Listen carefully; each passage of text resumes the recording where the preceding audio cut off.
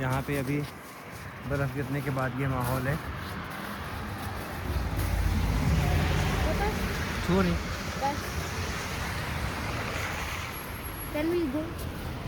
माहौल ऐसा ठंडा है और सड़कें अभी भी गीली हैं, जबकि अभी अभी 2 गाड़ियाँ खड़ी हैं।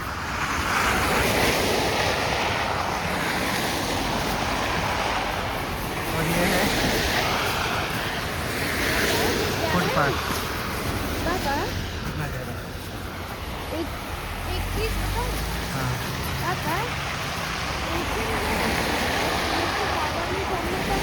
मैं अपने साइकिल के साथ अपने फ्रेंड्स के साथ वहाँ पर चले जाता था, रोड क्रॉस करके टिम हॉर्टन तक और फिर दोबारा आ जाता था।